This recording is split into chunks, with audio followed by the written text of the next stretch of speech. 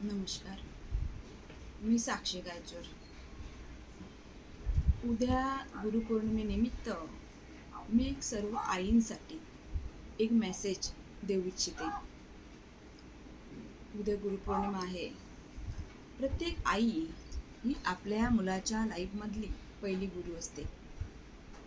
तर अशा सर्व आईंनी काय करावं आपल्या मुलांसाठी?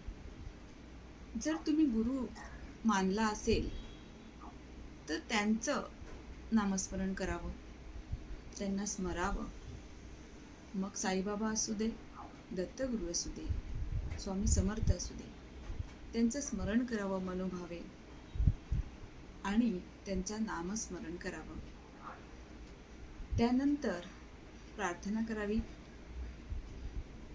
आणि आपण आपल्या मुलासाठी काय करतोय, आपल्या मुलांमधली कमीता, म्हणजे जसं की काही मुलं हट्टी असतात, काही मुलं अभ्यास करत नाही आहेत.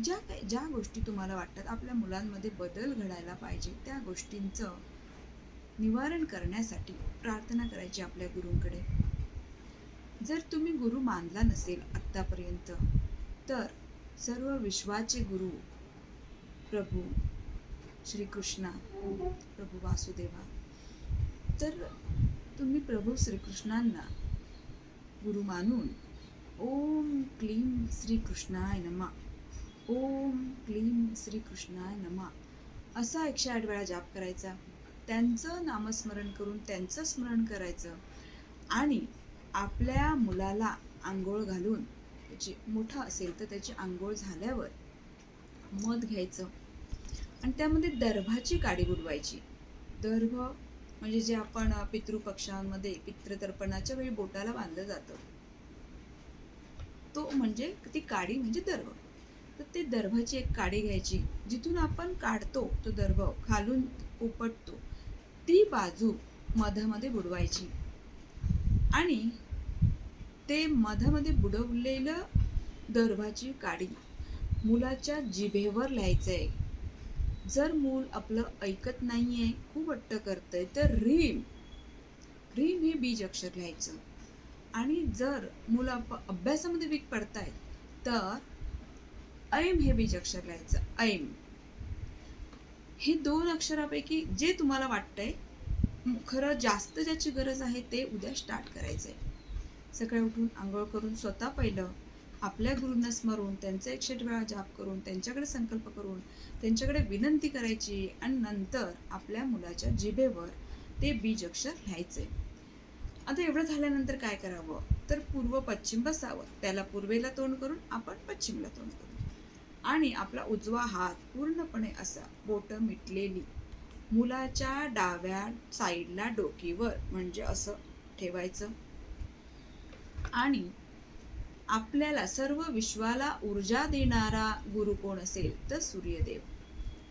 मग आपण त्या मुलाच्या डोकीवर हात ठेवून ओम ह्रीं श्री सूर्याय नमः, ओम ह्रीं श्री सूर्याय नमः असं कमीत कमी 21 वेळा तरी जाप करायचा.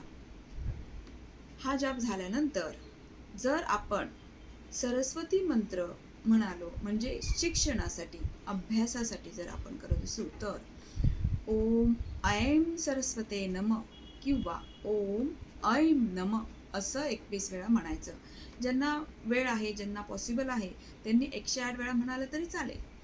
पण अगदीच घाईघाईच्या ह्याच्यामध्ये असेल तर कमीत कमी 21 वेळा तरी हा मंत्राचा जाप करावा. त्यानंतर मुलाला डोकं टेकून नमस्कार करायला सांगावं. अंगठ्यावर डोकं टेकून मुलाने पूर्ण साष्टांग दंडवत घालावा आणि आपण त्या मुलाच्या डोकीवर पूर्ण तळहात ठेवायचा. त्यानंतर नमस्कार करून झाला की गुरुला नमस्कार करायचं आणि मग स्वतः संकल्प संपवायचा. त्यानंतर जेव्हा तुम्हाला वाटेल की एक चेंज झालाय मुलांमध्ये, अभ्यास करायला लागलाय, हट्टीपणा आता करतोय, तर तेव्हा तुम्ही परत तो संकल्प करू शकता. पण गुरुपौर्णिमा हा विशेष महत्त्वाचा दिवस आहे. तेव्हा गुरु, आपण आई म्हणून मुलाच्या जीवनामध्ये गुरु असतो आणि आपलाही कोणतरी गुरु असतो. त्या गुरुला स्मरून दोन्ही संकल्प पूर्ण केले तर उद्याचा दिवसासारखा दुसरा महत्त्वाचा आणि उत्तम दिवस नाही.